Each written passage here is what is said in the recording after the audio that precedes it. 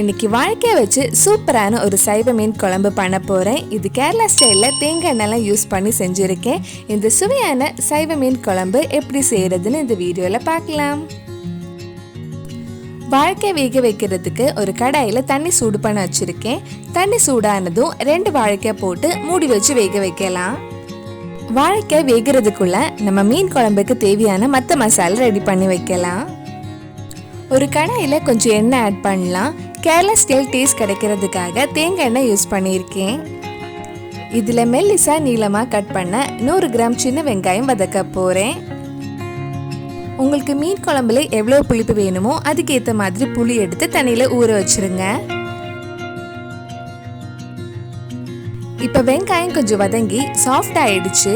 இனி இதில் 2 பச்சை மிளகாய், 1/2 டீஸ்பூன் இஞ்சி பூண்டு பேஸ்ட், கொஞ்சம் கறிவேப்பிலையும் சேர்த்து வதக்கலாம்.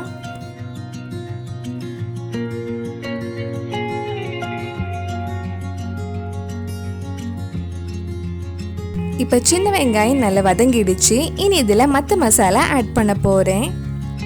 1/4 டீஸ்பூன் மஞ்சள் பொடி, 1 டீஸ்பூன் மல்லிப்பொடி, 1 டீஸ்பூன் மிளகாய் பொடி, கலருக்காக 1 teaspoon Kashmiri chilli powder add பண்ணி அந்த மிளகாய் பொடி மல்லிப்பொடி பச்சை வாசனை போகிற வரைக்கும் கொஞ்சம் நேரம் வதக்கலாம்.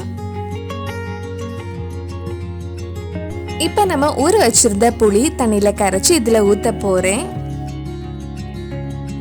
ஒரு வாட்டி மிக்ஸ் பண்ணதுக்கு அப்புறம் உங்களுக்கு எவ்வளோ குழம்பு வேணுமோ அதுக்கேற்ற மாதிரி தண்ணி ஆட் பண்ணிக்கோங்க. எனக்கு ரொம்ப குழம்பு வேண்டாம், அதனால 1/2 கப் தண்ணி தான் ஆட் பண்ணியிருக்கேன். இது ஒரு 7 நிமிஷம் கிட்ட நல்லா கொதிக்கட்டும். இதில் தேவையான அளவு உப்பு போட்டுக்கோங்க.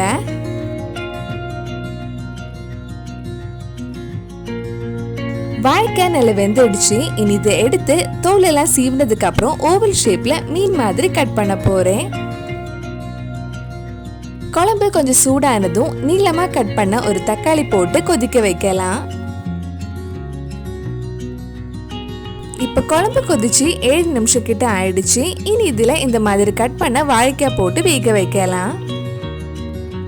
வாழைக்காய் போட்டதுக்கு அப்புறம் ரொம்ப நேரம் கிண்ட வேண்டாம், அது குழஞ்சு போயிடும். வாழைக்காய் போட்டதுக்கு அப்புறம் மறுபடியும் லோ ஃப்ளேம்ல ஒரு 7 நிமிஷம் கிட்ட இருக்கட்டும். அப்பதான் மசாலா எல்லாம் வாழைக்காயில நல்லா இறங்கும். குழம்பு நல்லா கொதிச்சு கொஞ்சம் வத்தி இருக்க. இனி இதுல கடைசியா 1/2 கப் தேங்காய் பால் ஊற்றி லைட்டா ஒரு கொதி வந்ததும் ஆஃப் பண்ணிடலாம். தேங்காய் பால் ஊத்துனதுக்கு அப்புறம் ரொம்ப நேரம் கொதிக்க வைக்க வேண்டாம். இனி இதுல கொஞ்சம் கடுகு கறிவேப்பிலை தாளிச்சு போட்டா சுவையான சைவ மீன் குழம்பு ரெடி ஆயிடும். ஒரு சின்ன பேன்ல கொஞ்சம் தேங்காய் எண்ணெய் ஊற்றிருக்கேன்.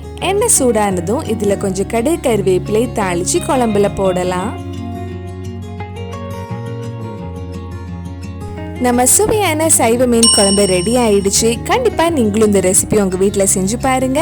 பிடிச்சிருந்தா இந்த வீடியோவை லைக் பண்ணுங்க, உங்க ஃப்ரெண்ட்ஸ் அண்ட் ஃபேமிலிக்கு ஷேர் பண்ணுங்க. வேற என்னெல்லாம் குக் வித் கோமாளி ரெசிபி நம்ம சேனல்ல ட்ரை பண்ணலான்னு கீழே கமெண்ட் பாக்ஸ்ல சொல்லுங்க.